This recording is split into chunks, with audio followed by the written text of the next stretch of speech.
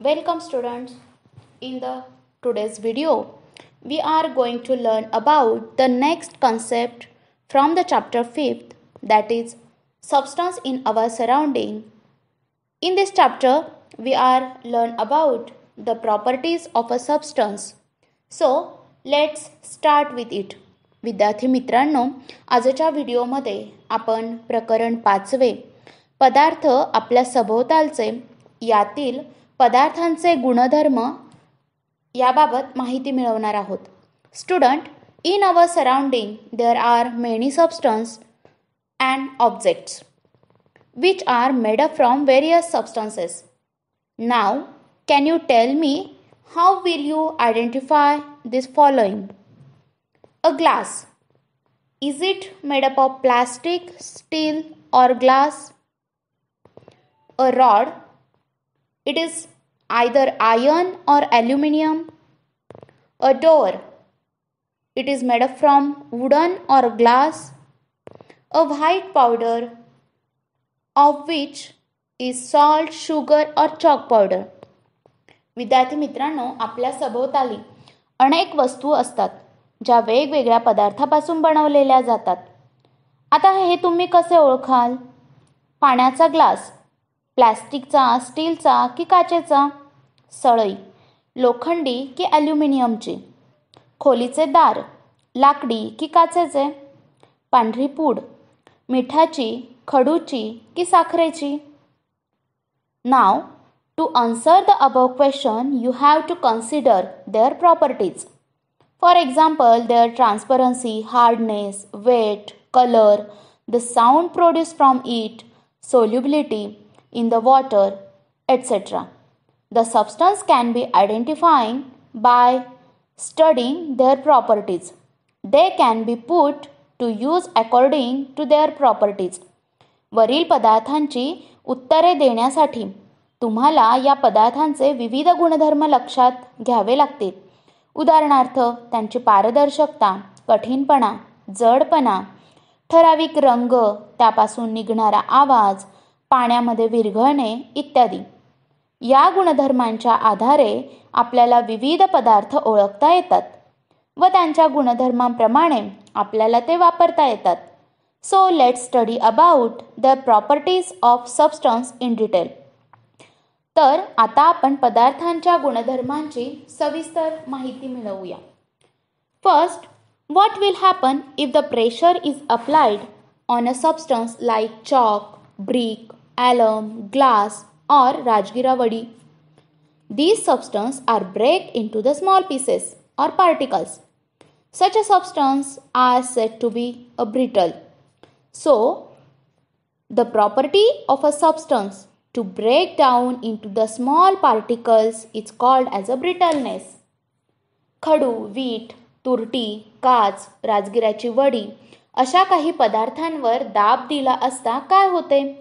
तर त्यांचे बारीक कणात रूपांतर होते किंवा तुकड्यांमध्ये रूपांतरित होतात. अशा पदार्थांना ठिसूळ पदार्थ म्हणतात. तर पदार्थाच्या या गुणधर्माला ठिसूळपणा असे म्हणतात. Take an iron nail, try to press it in a cardboard sheet, wet a mud, a piece of wood using the nail. What happened? The nail is easily pressed in a wet mud, but not it is pressed in the wooden block easily or in a cardboard. The hardness of a substance is determined by how much resistance it offers to the substance being pushed it. एक लोखंडी खिळा घेऊन तो पुठ्ठा, चिखलाचा गोळा, लाकडाचा तुकडा यामध्ये घुसवण्याचा प्रयत्न करा. काय होईल? तर चिखलाच्या गोळ्यात खिळा सहजपणे घुसतो. या उलट लाकडाच्या तुकड्यात घुसणार नाही, तर पुठ्ठ्यात थोड्याफार प्रमाणात घुसेल. एखादा पदार्थ त्यात घुसणाऱ्या दुसऱ्या पदार्थास किती विरोध करतो यावर त्या पदार्थाचा कठीणपणा ठरतो. Which is the hardest non substance? Diamond is the hardest naturally occurring substance found on earth, but it is not the hardest substance in all over. Wurtzite, boron nitrate, and lawnsite are both harder than the diamond. सर्वात कठीण पदार्थ कोणता? तर नैसर्गिकरित्या उपलब्ध असणारा हिरा व मानवनिर्मित वुर्त्झाइट आणि धूमकेतूतून येणारा आयन्सडाइट हे सर्वात कठीण पदार्थ आहेत. त्यामुळे सर्वच पदार्थ हिरा हा कठीण पदार्थ नसून तो सर्वात कठीण नैसर्गिक पदार्थ समजला जातो. When we stretch or apply the force on a rubber or sponge, they are stretched or pressed, and after releasing the force, they are both come to their original position. The shape and size when the force is removed, they are get at its original. This is the property. It's called as a elasticity. काही पदार्थांवर ताण किंवा दाब दिला असता ते पदार्थ त्यांची मूळ परिस्थिती बदलते, परंतु त्या पदार्थांवरील ताण किंवा दाब काढून घेतला असता ते पुन्हा त्यांच्या मूळ परिस्थितीत येतात. या गुणधर्माला स्थितिस्थापकता असे म्हणतात. एक रबर बँड किंवा स्पंज ताणून किंवा दाबून सोडून दिले तर ते मूळ स्थितीत आलेले दिसते. यालाच त्यांची स्थितिस्थापकता असे म्हटले जाईल. If we drop down the some drop of honey, water, oil, this liquid flows downward on the sloping surface. This property it is called as a fluidity. The fluidity of any liquid is determined by how it easily flow down. पाणी, मध व तेल या द्रवाचे एक एक थेंब उतरत्या पृष्ठभागावर टाकले तर ते पदार्थ उतारावरून वाहतात. या गुणधर्माला प्रवाहिता असे म्हणतात. एखादा द्रव किती सहजपणे वाहतो यावरून त्याची प्रवाहिता ठरते. If we take two different blocks of which one is having a wood and another is having a iron, both of them have different mass, though they have a same volume is different. This difference is because of their density. समान आकाराचे एक लाकडी व दुसरा लोखंडी ठोकळा घेतला तर समान आकारमानाच्या वेगवेगळ्या वस्तूंच्या आकारमानावरून त्यांची घनता ठरते. हा फरक घनता या गुणधर्मामुळे दिसून येतो. Take a two glass. The first glass it is filled with water and next glass it is filled with a kerosene. Add same amount of salt in the both of them. Stir it well and observe the both of them carefully. What do you observe? Some liquid substance is dissolved in a particular liquid and some are not dissolved. That is, the salt is dissolved in the water completely and not in a kerosene. The property of a substance of getting dissolved is called as a solubility. दोन काचेचे glass घ्या. एका ग्लासमध्ये पाणी तर दुसऱ्या ग्लासमध्ये रॉकेल घ्या. दोन्ही ग्लासमध्ये सारख्याच प्रमाणात थोडे मीठ घाला आणि ते ढवळा व हे मिश्रण काळजीपूर्वक निरीक्षण करा. तुम्हाला काय दिसेल? काही विशिष्ट द्रवात पदार्थ विरघळतात तर काहींमध्ये नाही. मीठ पाण्यामध्ये विरघळते तर रॉकेलमध्ये विरघळत नाही. पदार्थाच्या विरघळण्याच्या या गुणधर्माला विद्राव्यता असे म्हणतात. When we can look through a substance and see a things on the other side, then that substance is said to be a transparent. The property of a substance is called as a transparency. Glass, some type of plastic, clean water and air are the transparent substance. ज्या पदार्थातून पाहिले असता पलीकडची वस्तू दिसते त्या पदार्थाला पारदर्शक पदार्थ म्हणतात. पदार्थाच्या या गुणधर्माला पारदर्शकता असे म्हणतात. उदाहरणार्थ काच, काही प्रकारचे प्लास्टिक, स्वच्छ पाणी व हवा हे पारदर्शक पदार्थ आहेत. The substance like copper, gold, iron, aluminium are called as a metal. The metals are found in the form of mineral. They are deep inside the earth. Mineral form from the earth crust are processed to obtain the minerals. In daily life, the metals have various important uses. So let us learn about some common properties of metal. तांबे, सोने, लोह, aluminium अशा पदार्थांना धातू म्हणतात. धातू खनिज रूपात भूगर्भात आढळतात. खनिजे भूगर्भातून खणून काढून त्यांच्यावर प्रक्रिया केली जाते व त्यापासून धातू मिळवतात. दैनंदिन जीवनात धातूंचे महत्त्वाचे उपयोग आहेत. धातूंमध्ये काही समान गुणधर्म आढळतात, ते आता आपण पाहू. First, it is a malleability. On hammering repeatedly, the wire is become a flat. That is, it is form a thin sheet metal. The metal can be converted into the sheet by hammering.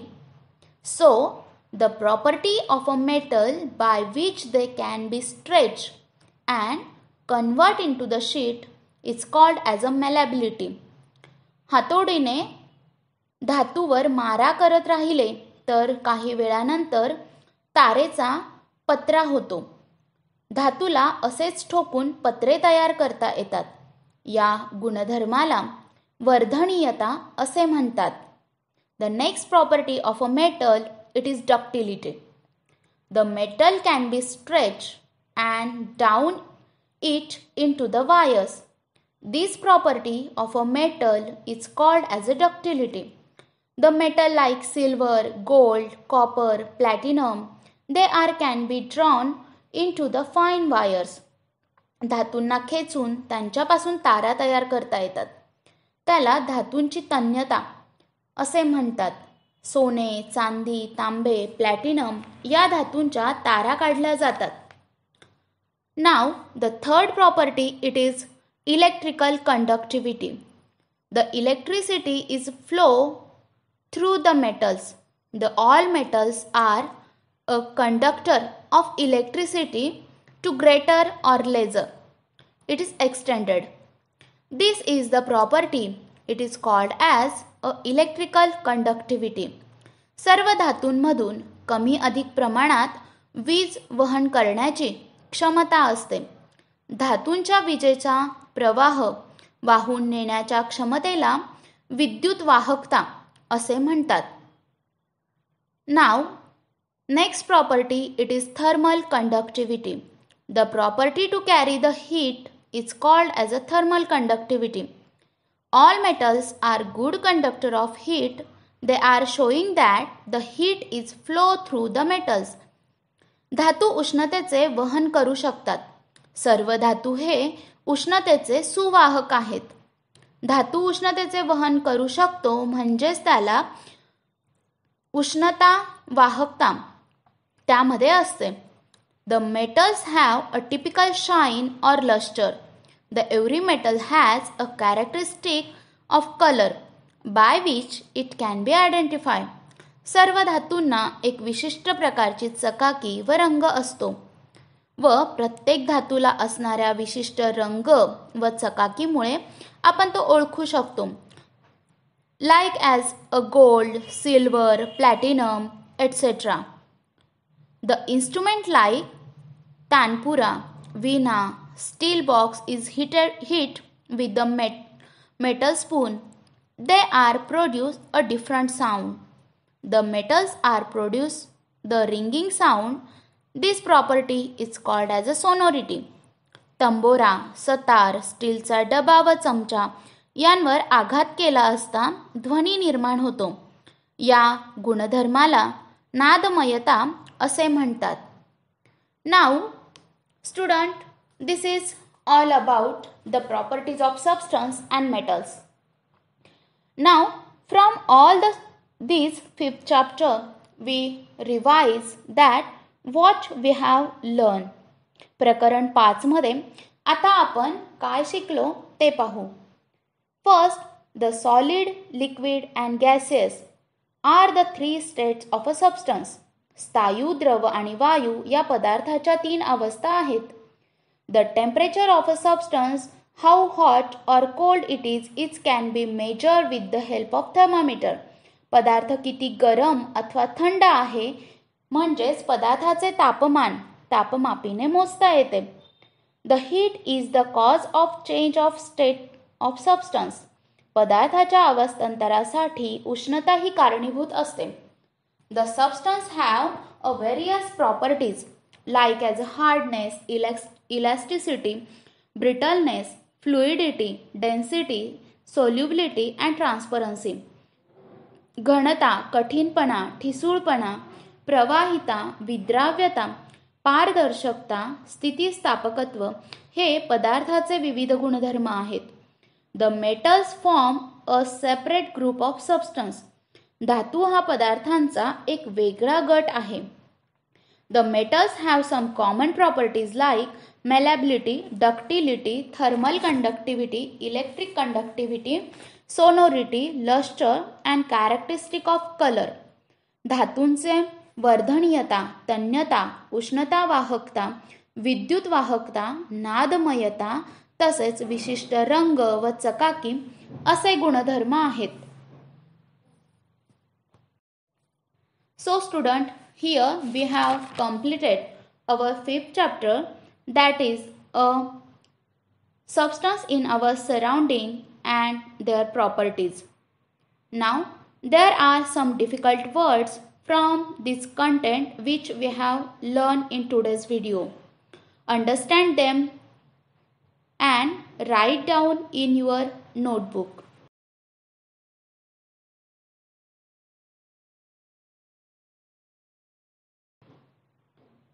Now answer the following question and write down their answer in your notebook.